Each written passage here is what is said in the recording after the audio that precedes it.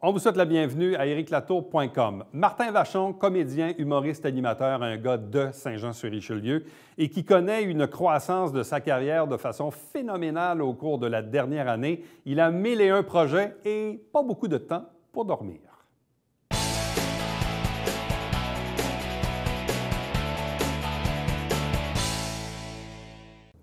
Il est un peu l'étoile montante, l'espèce de He's a Rising Star. Comédien, humoriste, animateur, il cumule les projets. Visiblement, il est sur une bonne lancée. Le Joannais Martin Vachon, bonsoir et bienvenue. Bonne année. Bonne année, Éric. Merci. Content d'être de retour. Il s'en passe des choses. Ça passe pas mal, les affaires. Très content. Ça chamboule un peu, là. Je veux dire, l'agenda se remplit. Là, en tout cas, tu as eu, disons, une séquence assez bien remplie dans les dernières semaines, principalement. Le temps des fêtes a été un marathon. J'ai participé à Revue et Corrigée au Théâtre du Rideau-Vert. Puis après ça, on est allé à Québec, au Capitole. Mais ça totalisait 45 shows en genre 6 semaines. Donc, il y avait des sprints qu'on faisait 9 shows en 6 jours. On faisait des doublés 3 fois par jour, genre 2 fois par jour, 16h, 20h, 16h, 20h, 16h, 20h. J'avais les chroniques à Boom, j'avais les vacances à Rouge, à Montréal, à la radio. Donc, je me louais une chambre d'hôtel à Montréal. Ah oui? Je faisais mes shows 16h, 20h au Théâtre du Rideau-Vert. Je dormais 2 heures. Je faisais le morning show à Rouge. J'allais dormir 2 heures. Je refaisais un show à 16h, 20h. Tout ça avec 2 enfants en bas âge. C'est beau, la jeunesse. Ouais. Je suis plus si jeune, là. Ah, tu Regarde, ça commence ici, sentir... là. Ça commence un peu ici, là. Je perds un peu. Tu commences à sentir, des fois, la mi-trentaine, on sent des fois que le délai de récupération est un peu plus long. Oui, mais là, j'avais fait attention à moi. Là où je le sens pour vrai, là, la mi-trentaine, c'est quand on se dit des fois, il y a un peu d'alcool en jeu. Mais lendemain de veille, maintenant, ça dure 2-3 jours. Je suis plus capable. Fait que maintenant, j'avais une abstinence pendant ce marathon-là. J'ai vraiment fait attention. J'ai pris soin de moi. J'ai bien mangé. Puis, Pas de virus, pas de grippe, de rhume. Hey! On touche du bois. J'ai vraiment, vraiment été chanceux. Et on avait du purel en quantité industrielle dans les loges puis dans les coulisses parce que nous, on chante, on dansait, on se tenait les mains. Et tu sais, moi, j'avais des enfants en bas âge, Julie Ringuette aussi, Marc Saint-Martin. Donc, Julie a eu un début de gastro. On a tous eu peur. Moi, je me suis fait vacciner contre la grippe cette année. J'ai vraiment été chanceux. Mais ça doit être une appréhension parce que quand on a un agenda rempli où on livre une performance sur scène, il n'y a rien de pire que de faire un peu de fièvre ou de perdre la voix. Puis là, Puis surtout que nous, on n'avait pas de remplaçant. Si on tombait malade, il fallait le faire pareil.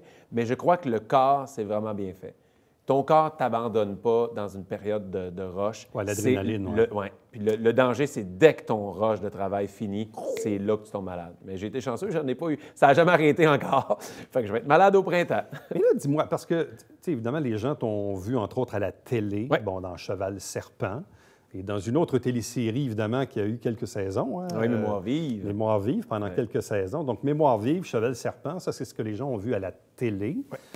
Aussi, à la télé, cet automne, tu as fait une apparition au Gala des Oliviers, où tu es allé présenter un prix. Ça, c'est intéressant, c'est une belle visibilité. Oui, c'était vraiment le fun. Puis c'est stressant, par exemple. Tu sais, moi, j'ai fait des galas juste pour rire, des galas comédia. J'ai fait des galas, des shows d'humour que tu te prépares, tu arrives, mais là, tu fais un show, tu fais une présentation devant 1,4 million de personnes.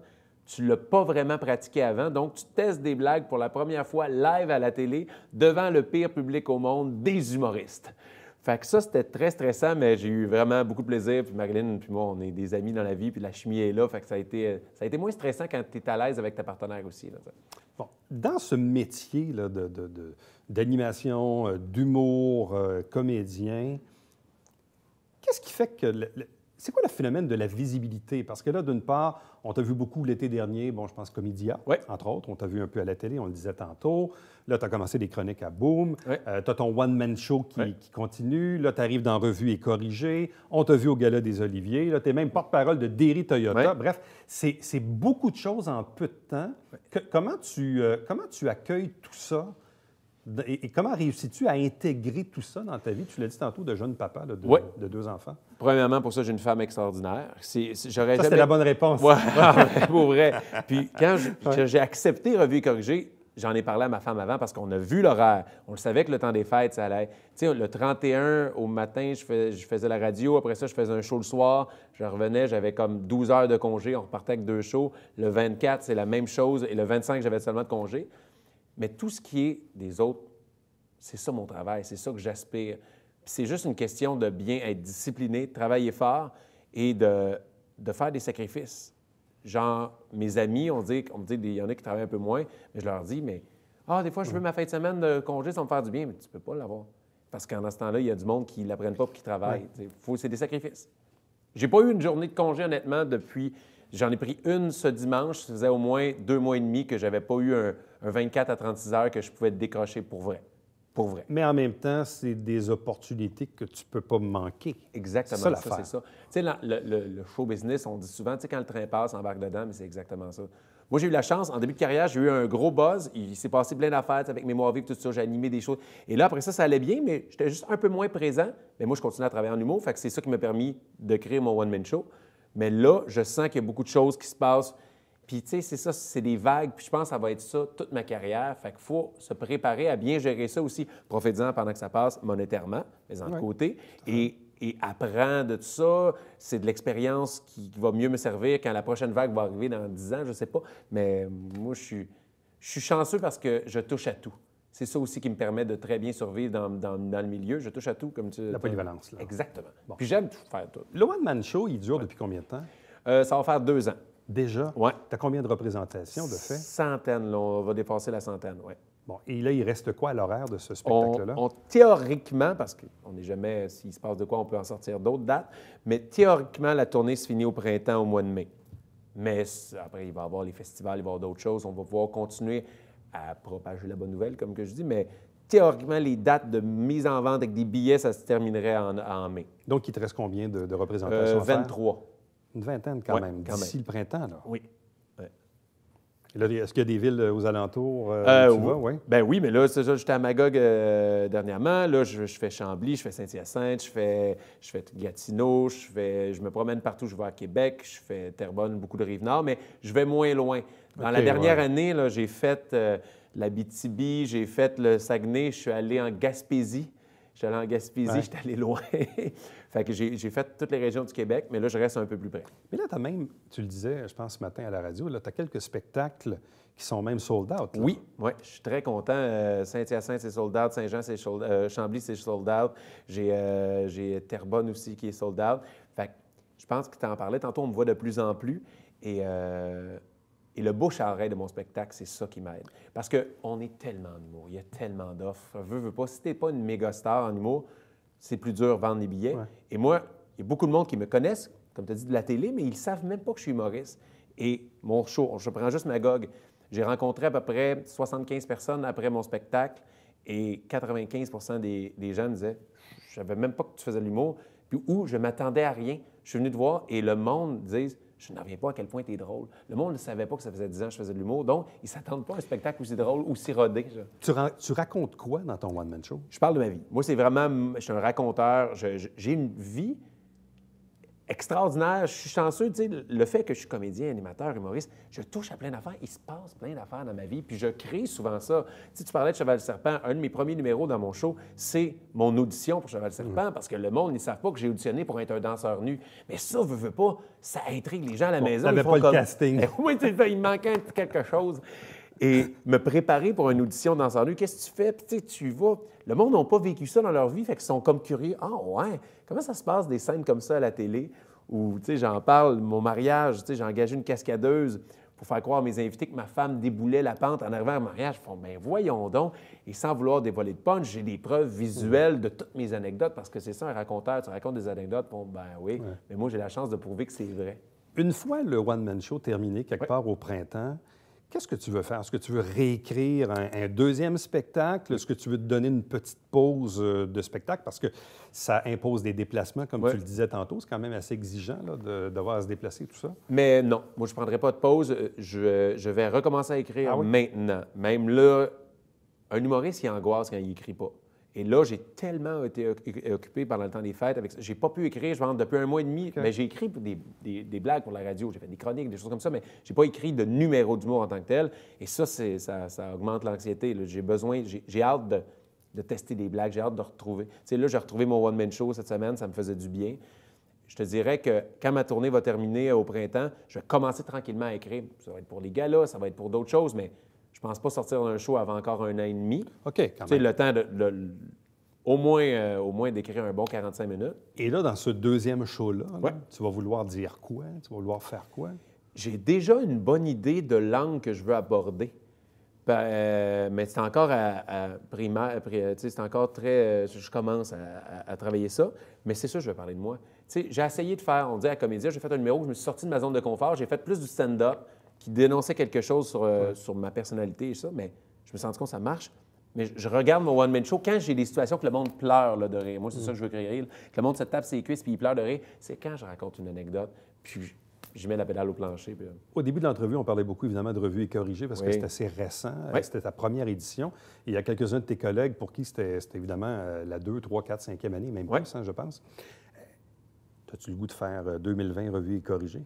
Bien, je pense que oui. Je pense que là, ils sont en train de, ils sont en train de négocier en train de négocier pour le contrat. Mais toi, tu aurais le goût? Ouais. Je pense que je vais la refaire. Parce que je me suis trouvé bon. C'était super le fun comme projet. Ça m'a sorti de ma zone de confort. Quand je te dis que j'aime ça, les défis... Là, c'est des imitations. Hey, j'avais jamais chanté de ma vie, moi. Ouais. Et là, pour ça, ils chantent pas mal. Fait que moi, j'ai pris 2 cours de chant par semaine pendant 2 mois, juste pour pas être lui qui se fausse dans le cœur, tu sais. Oui, lui qui fausse, là. Exactement. Tu voulais pas être ça, ouais, non. ça, okay. Puis, tu sais, moi, quand j'étais jeune, tu sais, on s'en a déjà parlé, au secondaire, je faisais des imitations.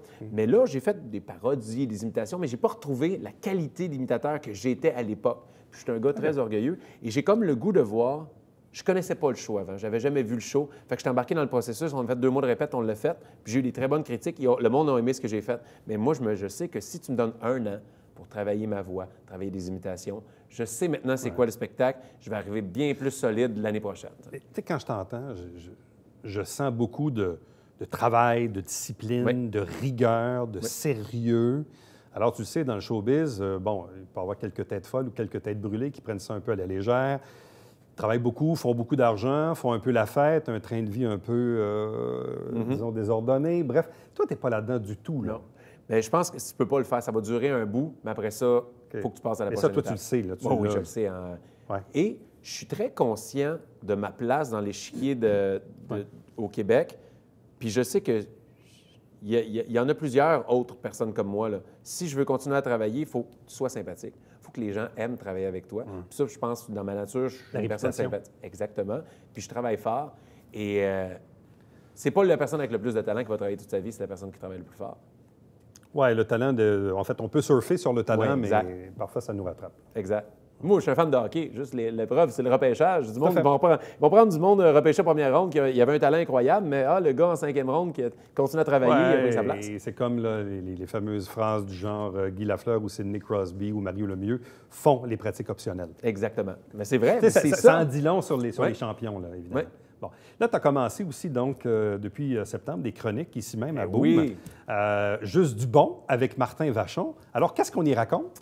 Bien, c'est des bonnes nouvelles parce que moi, je trouve tellement qu'on est bombardé de mauvaises nouvelles, soit à la télé, à la radio, dans les bulletins de nouvelles, dans nos vies personnelles. J'avais le goût de faire une chronique, tu sais, juste donner un peu de positif, un break aux gens. Puis ça rejoint un peu le but pourquoi je fais de l'humour aussi. Mon one-man show, c'est pas le one-man show qui fait réfléchir les gens. Moi, je donne du divertissement pendant 1h30, je vais vous faire rire, ça va vous faire du bien.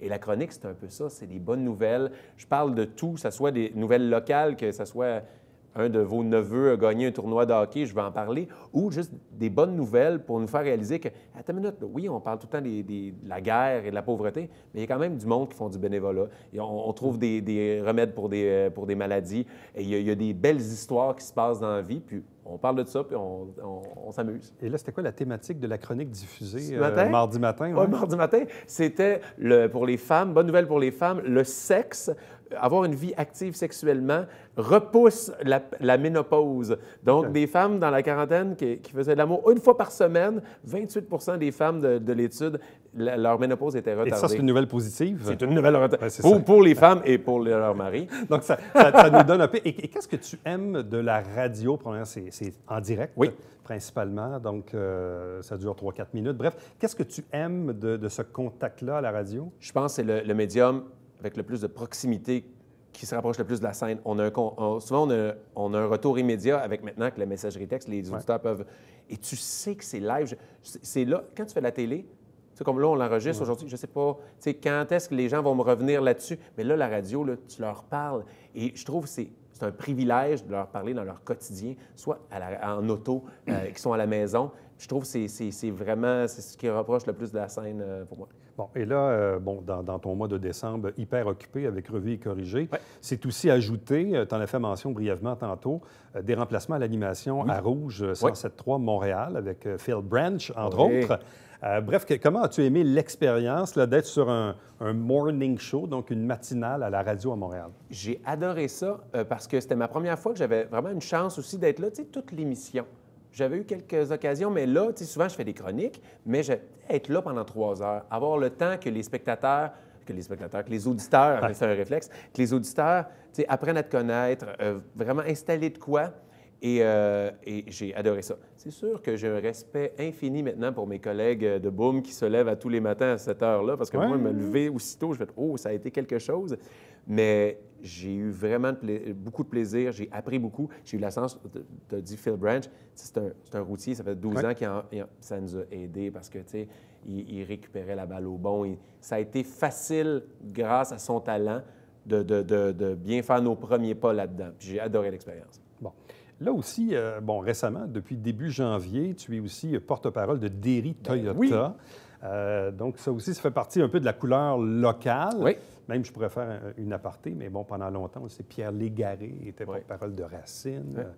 Jean-Marc Parrain, il y a très, très, très, très longtemps, était porte-parole de Rondeau. Oui. Bref, on sent que les têtes d'affiche locales sont réclamées. Parle-nous un peu de cette association avec Derry. Moi, ça a été un fit naturel. C'est Fast, la compagnie de communication, qui m'a approché, puis moi, j'ai fait, ben oui, mais c'est sûr que oui. Tu sais, en plus, ça me permet de toucher à plusieurs affaires. Moi, premièrement, Derry, je connais le nom depuis que je suis jeune.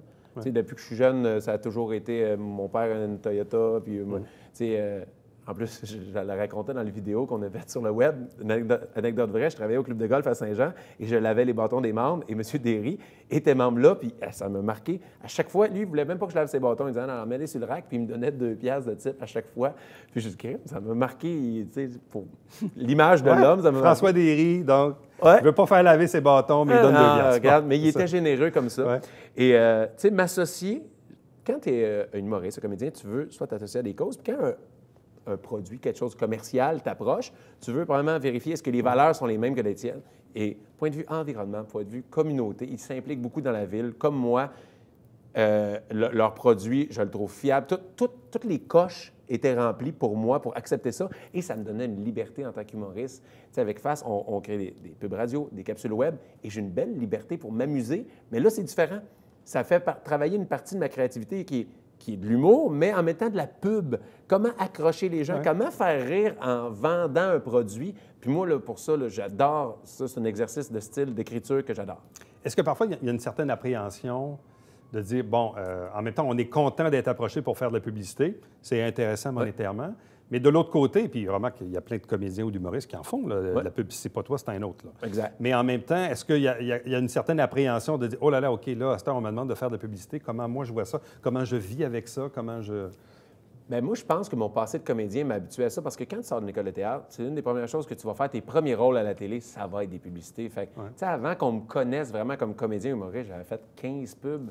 J'ai vendu mon âme à tous les produits possibles. Vilain. En plus, des fois, tu n'as pas le droit de faire de produits compétitifs. Genre, mais je me souviens à une époque, j'avais fait une pub pour Nautilus, le gym, mais en même temps, je faisais une pub pour PFK. Mais ce n'est pas un produit compétitif parce que ce n'est pas un restaurant ou ce n'est pas un gym, mais les deux passaient en même temps. C'était comme... Fait que tu nous vendais du poulet, puis après ça, de l'entraînement. Oui, mais regarde, c'est la suite logique. Oui, c'est ça. Fait que, tu sais, j'ai eu une approche à la publicité. Vraiment, j'ai fait... Il faut gagner notre vie, premièrement. Et si ça respecte tes valeurs, vas-y. Moi, je juge personne qui fait ça. Bon. Aussi, dans les dernières années, d'un côté plus philanthropique, aussi porte-parole de la Fondation Santé, avec laquelle tu es associé. Ça aussi, pour toi, c'était important. Et ça, ça fait quand même quelques années, comme on le dit, mais important pour toi d'être impliqué socialement. Tout à fait. Même, ça a été la première chose. Dès que je suis revenu à Saint-Jean, parce que, comme on le sait, je suis né ici, j'ai grandi ici, je suis parti à l'école de théâtre. Après ça, j'ai habité un peu à Montréal, mais depuis 6 ans, je suis revenu à Saint-Jean. Puis ça a été une des premières choses que je voulais faire, c'est m'impliquer dans la ville. Moi, j'adore la ville, j'adore la région. Je suis fier de venir ici, je suis fier d'habiter ici. Et j'ai une relation spéciale avec l'hôpital. Je suis né là, mes grands-parents ont été soignés là, ma mère a travaillé là, mes enfants sont nés là. Et Et on parlait de les causes, est-ce que ça touche tes valeurs? Moi, la santé, le bien-être, prendre soin de soi, aider les gens à avoir accès aux soins de santé, c'est quelque chose qui vient me chercher parce que mes parents s'en servent en ce moment, puis ils vont s'en servir encore plus dans les années à venir. Mes enfants en ont eu besoin. Fait que moi, là, puis je fais beaucoup de choses pour des causes. Je me dis, j'ai la chance de gagner ma vie grâce au public. Et je le dis à tous mes amis comédiens, tous mes amis humoristes, tu devrais au moins faire une journée de bénévolat, point de vue pour une cause par mois, minimum. C'est la seule chose. Mais c'est vrai, un spectacle où, des fois, moi, j'anime souvent des soirées, que ce soit pour la Fondation, que ce soit pour les gouverneurs de l'espoir, Rêve d'enfants, Dr Clown, je m'implique beaucoup. Ma blonde, des fois, trop, à cause des fois, nos soirées libres, il faut que j'aille faire quelque chose pour une fondation. Mais je trouve que c'est la moindre des choses quand tu fais un métier public, de t'impliquer un peu. C'est un peu de temps, mais le résultat est vraiment là. Tu sais, mon show, Le Rire pour la santé. Ouais. Pour moi, là, c'est pas si de l'ouvrage que ça, demander une coupe de faveur à mes amis humoristes, moi écrire un numéro, mais ça donne beaucoup d'argent à la fondation. Et pour moi, le public, c'est un win-win. Le public a eu du plaisir, la Fondation a ramassé des sous, on a tous passé une belle soirée. Fait que, tu sais, c'est pas... Moi, je dis que tous les artistes devraient le faire. Comment va ta femme et les enfants? Ça va super bien. Les as-tu vus récemment, oui? J'ai eu 24 heures de congé ce week-end. Ça va vraiment bien. C'est sûr que c'est un choix à faire, mais ma femme comprend que c'est des passes dans un... Tu sais, il y a des moments cette année sûrement qui vont être plus tranquilles. Je vais pouvoir plus focusser là-dessus. Peut-être des années, je ne sais pas. Mais tu sais, ma femme puis moi, ça fait 11 ans qu'on est ensemble. Elle m'a vu grandir là-dedans. Elle se rend compte que ce qui se passe en ce moment, on ne peut pas passer à côté de ça. Okay. Puis si on veut une belle vie pour mes enfants, je dois en profiter là, je dois maximiser là-dessus. Là. Est-ce qu'elle est active professionnellement ou en Oui, pause? elle recommence. Bien là, mon bébé il a 10 mois, fait qu'elle vient de recommencer à travailler de la maison. Oui. Là, ouais. Okay. Ça se passe bien, la conciliation travail-famille? Oui, mais ça lui fait du bien. Ma femme, c'est pas une femme à la maison. Elle a besoin de travailler et de s'accomplir dans le travail. Ouais.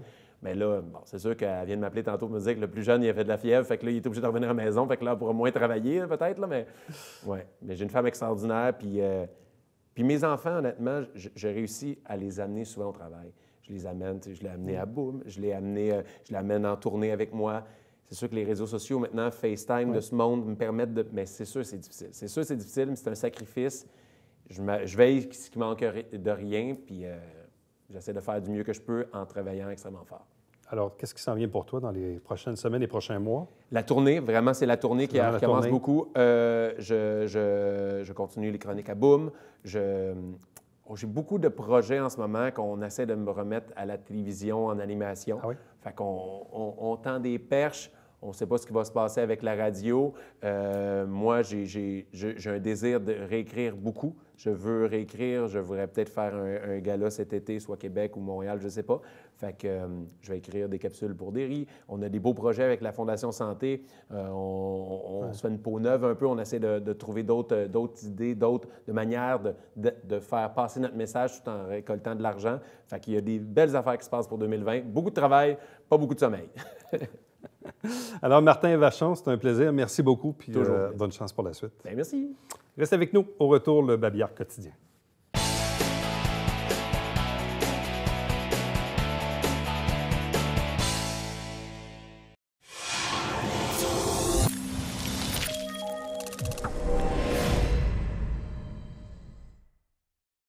Mesdames et messieurs, bonjour et bienvenue à la Justice entre nous. Mon nom est Serge.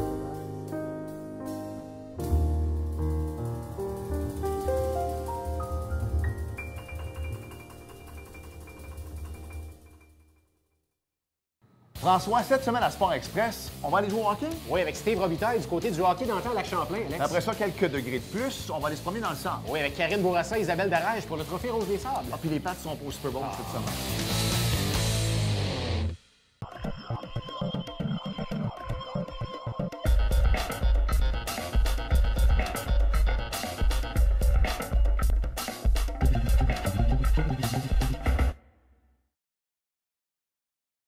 Mesdames et messieurs, bon matin et bienvenue à votre télé-bingo sur les ondes de télévision du Haut-Richelieu. Vous aimeriez jouer au bingo dans le confort de votre foyer?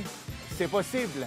Tous les dimanches matins, 9h30, à la télévision du Haut-Richelieu, maintenant en haute définition au 609. C'est 4 000 en prix à chaque semaine. Pour vous procurer les livrets du télé-bingo, c'est facile. Consultez la liste de nos 30 dépositaires au www.tvhr9.com.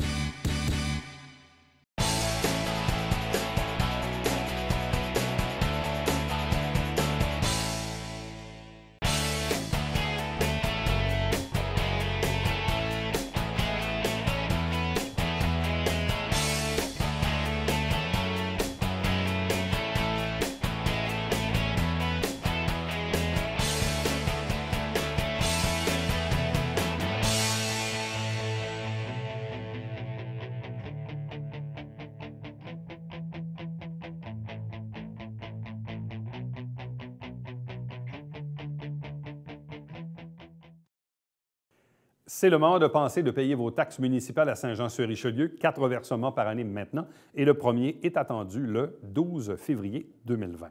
Parlant de la Ville, chaque semaine, on vous présente des extraits des travaux du Conseil. L'émission s'appelle Saint-Jean-sur-Richelieu et le dimanche matin, 9h30 en direct, 4 000 en jeu pour le Télé Bingo et 30 dépositaires pour acheter vos cartes sur le territoire. À demain.